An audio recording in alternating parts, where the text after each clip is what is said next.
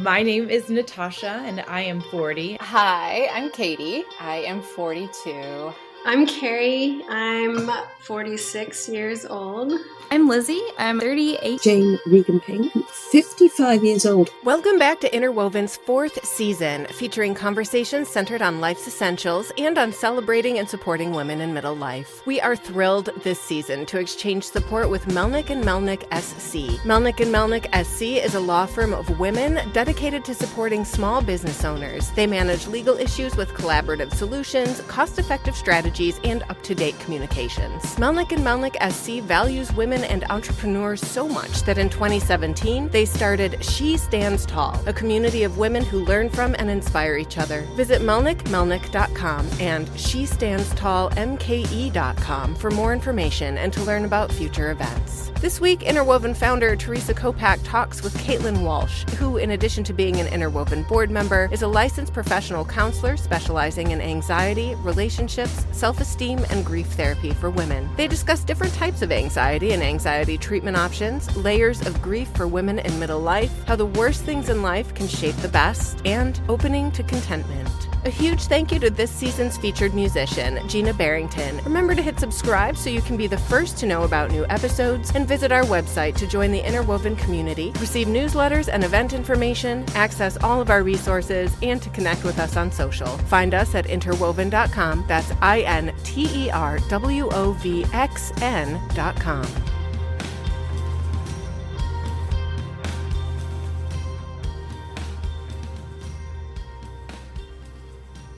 Hi, Caitlin. Good morning. Good to see you. I'm so happy to have a chance to connect with you today because I'm so honored that you're on our board and Rebecca brought you to us just to kind of get to know you better and what you do. For me personally, you're a great person to talk to. Hi, my name is Caitlin Walsh. My business is actually called Caitlin-walsh-counseling. I have been a therapist now a little over 10 years. My mom actually was also a therapist, and she initially tried to dissuade me a little bit, not because of me, but because it's just sort of a challenging path to get to be a therapist. It's quite a lot of school and quite a lot of hours. But I persisted and went back to grad school. And so I initially started in some of the hospitals in the area, working mostly with kids because part of my degree was in art therapy. And that lends itself really nicely to children. And then after some years after I had children, I was offered an opportunity to work in private practice, which had been my goal. I made that transition right after my first daughter was born. And I worked at several different clinics, working mainly with children and teens. Yeah, really enjoyed the work, but it was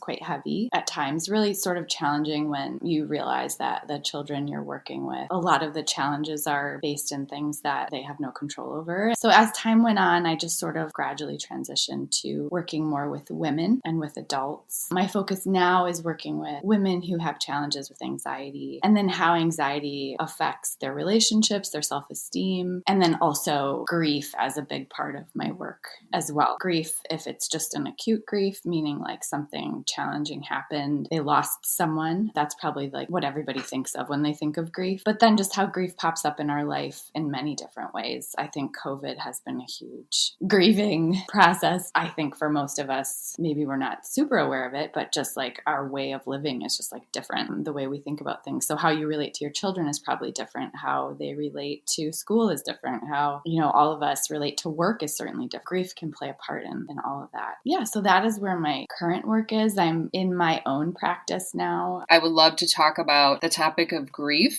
in middle life because it's so multi-layered in a way that we don't really process. We just kind of move through this phase with the mindset of, I'm a woman in this family, so I'm going to take care of my children. I'm going to take care of my parents as they face their health challenges. I'm going to be a witness to my own aging process. I'm watching my children grow up. Like, it's so layered. So first question, what made you continue to pursue it despite your mom lovingly encouraging you to potentially something else? So in my 20s, I had opened a store. So my mom and I actually worked together. We owned a knitting shop, which was lovely in all the ways that you might think it was lovely. But there were some challenging aspects to it as well. Retail is just generally challenging. And so I kind of wanted to do something that had a little bit more, I don't want to say depth, but I don't know, that was a little bit more meaningful, like to me, where I felt like I was helping people in like a deeper way. I was like ready to go back to school. I didn't really care that it was going to take a while or that it was going to be hard. And my mom was super supportive. Mount Mary University had an art therapy program. It's beautiful that that voice in you was so strong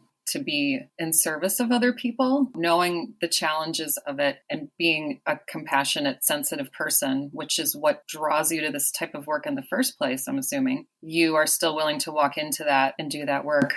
Even when I first started, you get into doing groups and running things, but like relatively quickly. Right away, I knew it was like the right way to go. But it was scary at times. Yeah, like when you know, you know. Right. I don't mean this in like a boastful way, but I know that I'm good at it. There's an ease to it, I should say. Then how do you, being a human being also, who does this sort of intensive work, find a way to be there for people, but then also be able to walk away and be Caitlin the mom and the spouse and the friend? Yeah, I think I'm naturally pretty good at balance. I'm a Libra. We talked a lot in graduate school about being able to be really present with people and then being able to sort of shake it off and trying to be there with people in their challenge and then being able to do something energetically to let go. It's not always easy. I'm really pretty disciplined with self-care practices. Like I love to run. So like exercise. And I have a huge group of really good friends that know what's going on in my life. And so I definitely use them. I have a supportive partner. I have my own therapist at times if I need her. I'm not just like telling people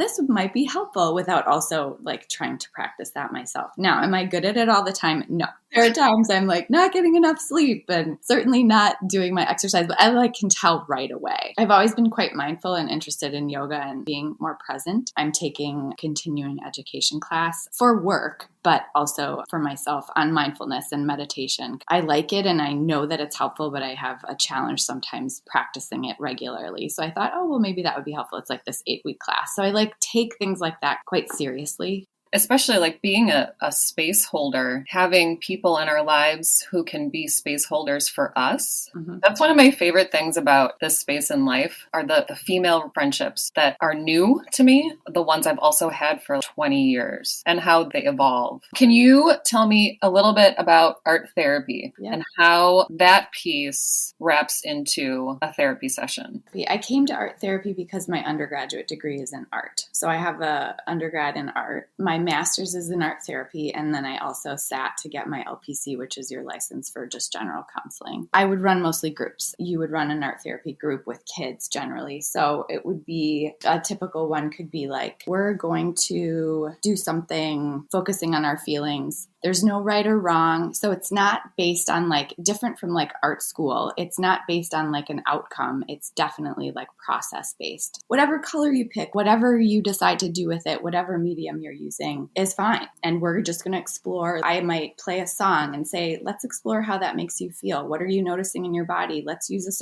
what color does that remind you of? Different materials. Like if a certain client was really anxious, we might use different materials to try to push them a little bit. A pencil is going to be a lot more easy to control than like watercolor. You can use the actual materials in art therapy to sort of gently guide and push people into places that feel a little bit uncomfortable for them in a very safe way so that they can experience in their body what that feels like and you can talk about it, but it's super contained and safe so that they start to build the awareness that they can actually tolerate it, that they can actually feel a little bit uncomfortable with using watercolor and it's going all over the page and what the heck is it doing? And that's not what I wanted it to do. And you can use it then to sort of work through that a little bit. Oftentimes I'll have people have an art journal that they do on their own and they might bring it into session and we might talk about it that way. It is helpful with people with anxiety, but it's not anymore like the central focus of my work. I do more talk therapy than art therapy right now. I am familiar with anxiety on a personal level. I've always been pretty sensitive to it and experienced the intensity of it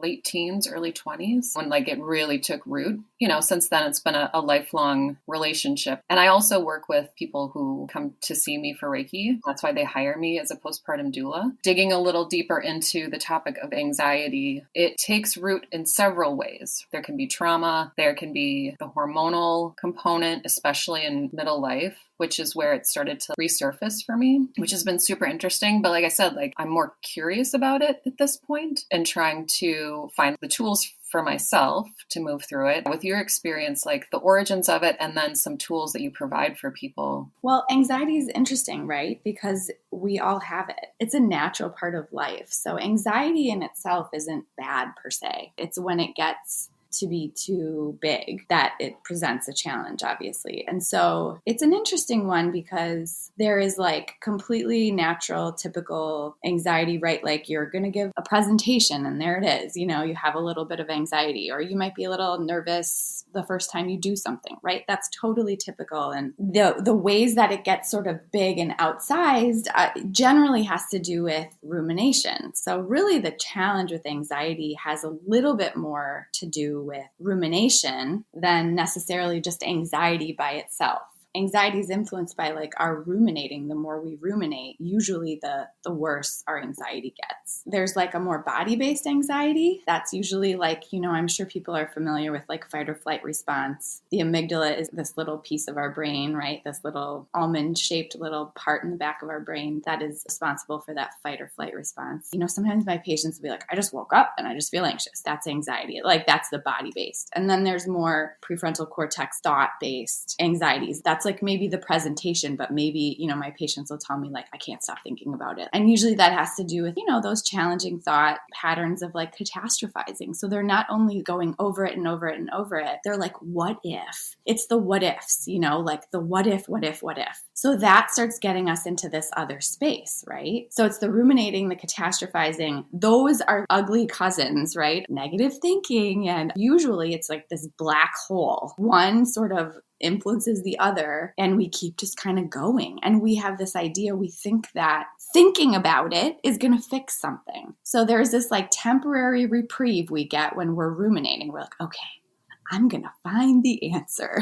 And the challenge usually is we're trying to find an answer to something that is unanswerable because it hasn't happened yet, or it happened in the past.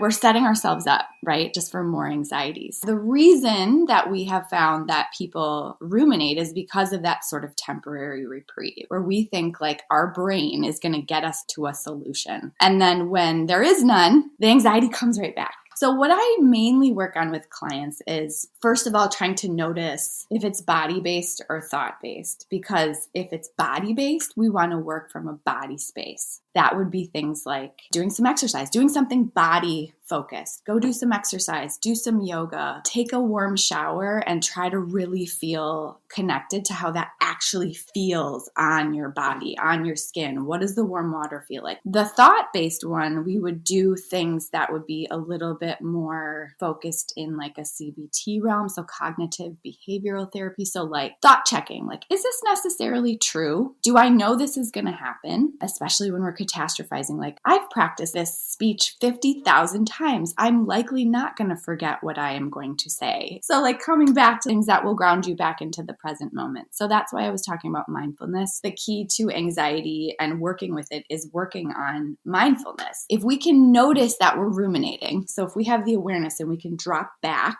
into a more grounded observation of, oh, I'm doing the thing again.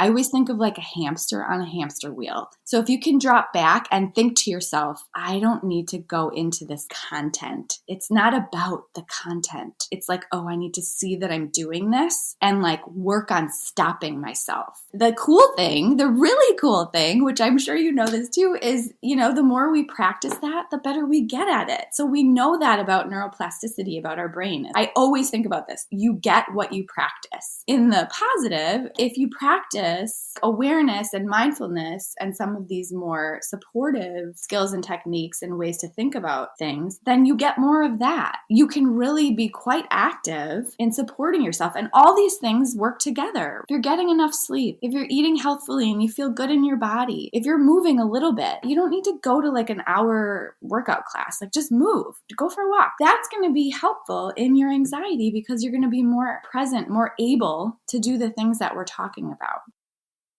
And we'll be right back. Rebecca here. Today's episode highlights Rooted MKE, a Milwaukee-based woman-owned business. Rooted MKE is a BIPOC children's bookstore and literacy exploration space. Through their mission of amplifying BIPOC stories and narratives, Rooted MKE specializes in the curation of book titles, academic support, author events, and family-centered experiences that unite and empower our community. Visit their storefront location at 5312 West Valete Street or shop online at rootedmke.com. Connect with their literary community on Facebook at rootedmke or on Instagram at rooted.mke. Interested in having your business featured on the Interwoven podcast? Contact us at hello@interwoven.com.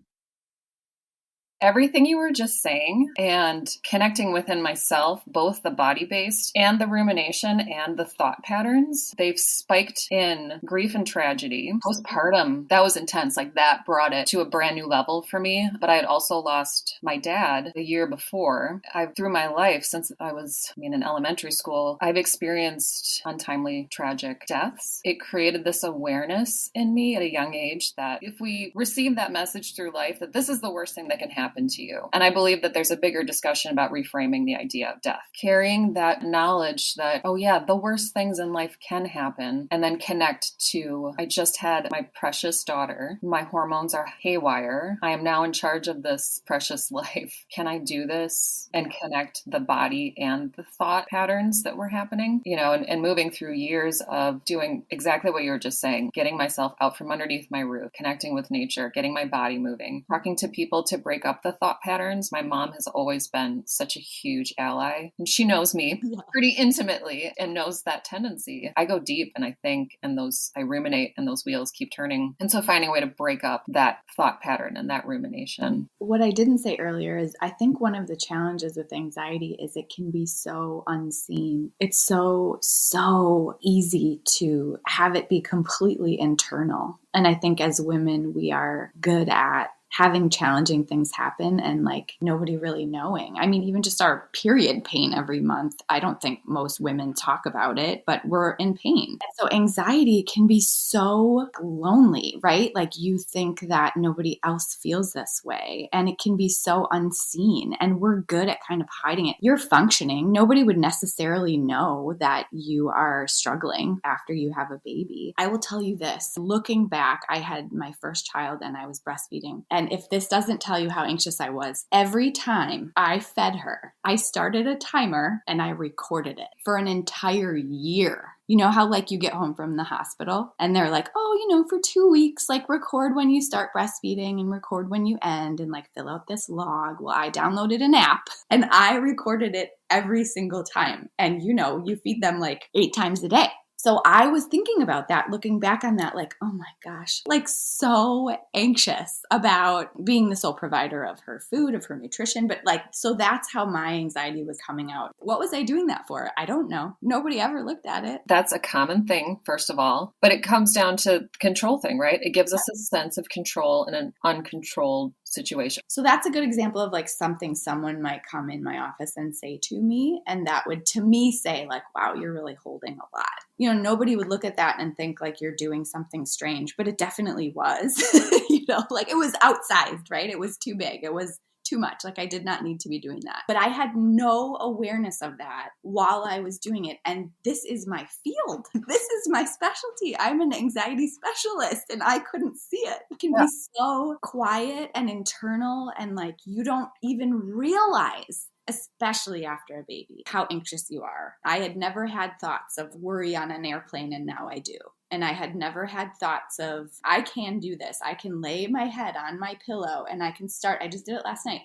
I can start to think about something that's going to happen to my daughters. They are sleeping in their beds, and I can start to think about it, and my heart will start racing. So noticing that you are ruminating and like noticing that that's happening, getting good at being like, literally just stop, right? So I'm good at it now, but I had never had that before. You know, your heart is like walking around outside in the world, working on acceptance of that they are their own little beings and that you have to let them. I also had pretty much the worst thing I can imagine happen. You know, my mom died. And so once that happened, there is a strange way in which you feel like, well, look, if I can get through that in some semblance of a way, I can cope. Now, the only worst thing that I can think of is something happening to my children, and I don't know that I would be able to cope with that. But the interesting thing is my mom coped with that. My family history is very laced with personal tragedy and challenge, and also incredible resilience. Just sort of amazing ways that people persevered. It's interesting how like the worst things in your life can shape the best. I always talk to patients about this, that like we sort of, I think as Americans, walk around thinking like we all need to be happy all the time. I think that A, just isn't realistic and sets everybody else up to feel like they're doing something wrong when they don't feel happy all the time. And then B is just not how life is, right? Nothing works that way. There's winter, there's summer, there's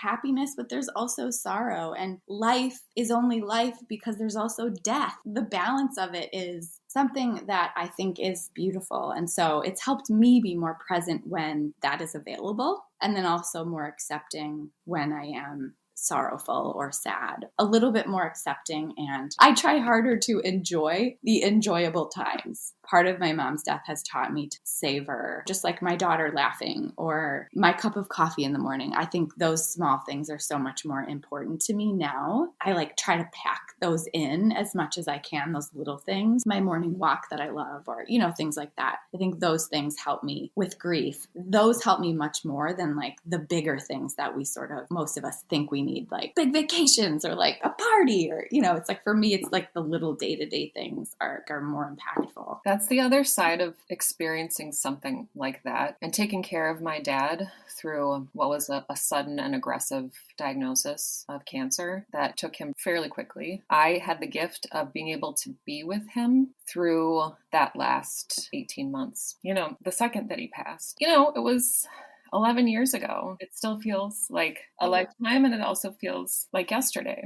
Moving through that and out of it, I suddenly felt like life was in Technicolor and appreciating, all the little things. My brother died when he was little, when he was 3, and my dad had always had this dream of working in international schools. They just decided to do it after my brother died. And so it gave them this license to live life in their whatever way they wanted. That's how I grew up. Like, I grew up in this very strange way, traveling all over and living in all these different places, which people always sort of romanticize and think like, wow, that's the coolest thing ever. And it was in a lot of ways, but it was also challenging. Like, I had to go through a lot of transitions. I went through the loss of my mom when my daughter was the same age when they lost my brother. And so I always think about that. And I have a better understanding now that she's gone. I have a better understanding of like why they did that and what motivated them. With one passing, you gain this different perspective. It's one of those moments in life where there's a before and there's an after. Me is another gift that we're able to pass on to the next generation is a healthier relationship with death, that you feel it so strongly because there was so much love. And we talk about Gramps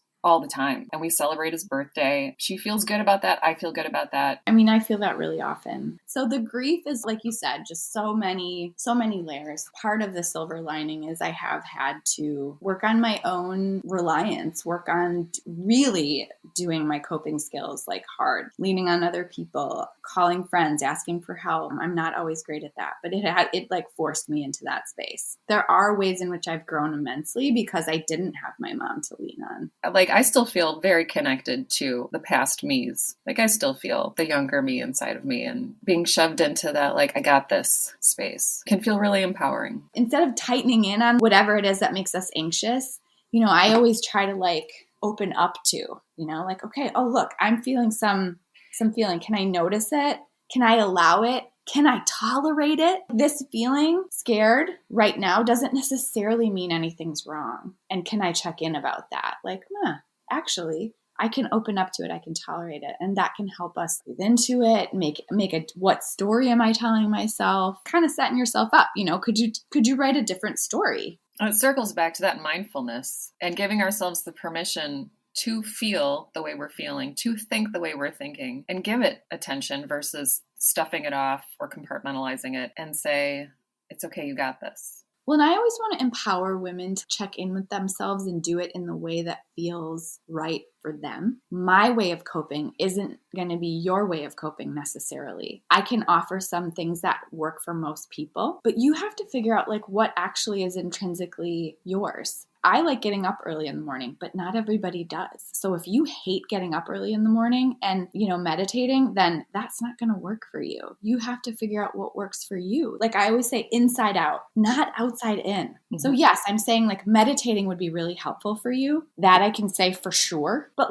you have to figure out in what way that works for you. I'm a night owl. All right, then do it at night. It has to be dictated by you. And I love empowering women to listen to that in themselves. That helps self-esteem. I think that is the path towards feeling content, not happy. Let's get to content, and then let's savor the happiness when we get it, whenever that comes. And hopefully it's more often than not. Yeah. It's a peaceful thing. Okay, so I want to ask you, for you, what is essential? I would say connection, love, joy, fun, my family, time with friends. For me personally, self-expression. So I love art. I love nature and being present to what is available. But connection with others for me, having this conversation with you and being connected with my kids. And for me, I feel most important. Thank you for doing this with us, and thank you for being on the Interwoven board and supporting us in the ways that you do. Thanks for joining us today. We invite you to give us a star review and to hit subscribe for a new empowering conversation each week. Visit our website where you'll find our newsletter, event dates, and other amazing resources. Visit interwoven.com, that's interwovxn.com, to sign up today. This show's copyright is summer of 2023. We want to thank Melnick and Melnick for their support this season. Our Interwoven producers are Theresa Kopak, Rebecca Jankowski, and Jen Gilmore. All original music was created and performed by Gina Barrington.